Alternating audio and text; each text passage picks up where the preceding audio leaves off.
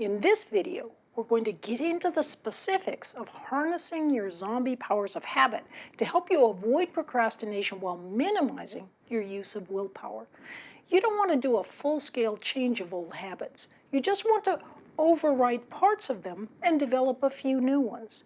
The trick to overriding a habit is to look to change your reaction to a cue. The only place you need to apply willpower is to change your reaction to the cue. To understand that, it helps to go back through the 4 components of habit and reanalyze them from the perspective of procrastination.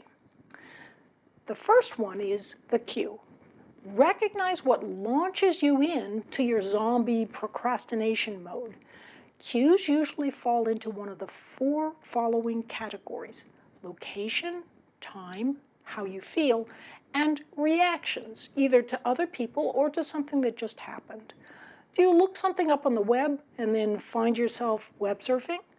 Does a text message disturb your studying, taking you 10 minutes to get back into the flow of things, even when you try to keep yourself on task? The issue with procrastination is that because it's an automatic habit, you're often unaware that you've begun to procrastinate.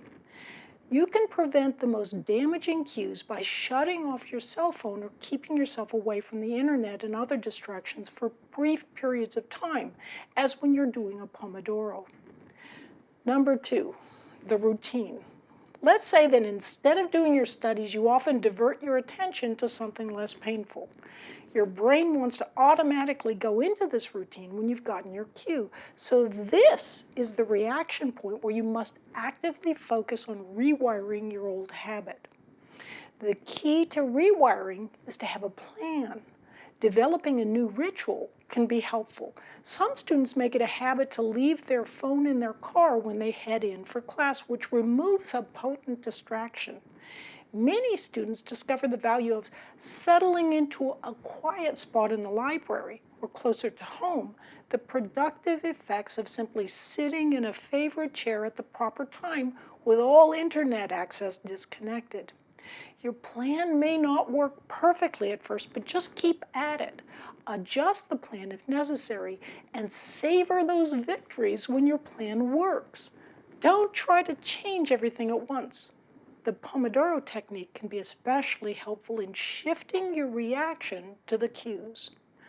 Number 3 is the reward. This can sometimes require a little bit of investigation.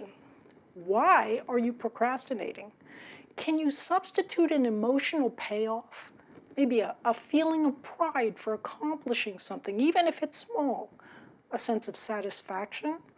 Can you win a small internal bet or a contest about something you've turned into a personal game? Or allow yourself to indulge in a latte or read a favorite website?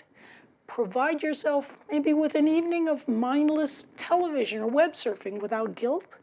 And will you give yourself a bigger reward for a bigger achievement? Maybe movie tickets, a sweater, or an utterly frivolous purchase. Remember that habits are powerful because they create neurological cravings. It helps to add a new reward if you want to overcome your previous cravings. Only once your brain starts expecting that reward will the important rewiring take place that will allow you to create new habits.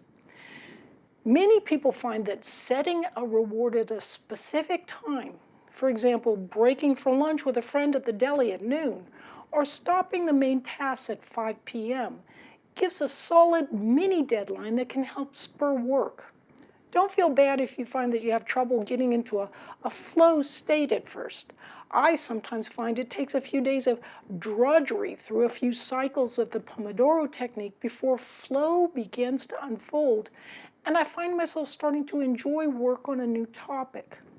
Also remember that the better you get at something, the more enjoyable it can become. Number 4 is the belief. The most important part of changing your procrastination habit is the belief that you can do it. You may find that when the going gets stressful, you long to fall back into old, more comfortable habits.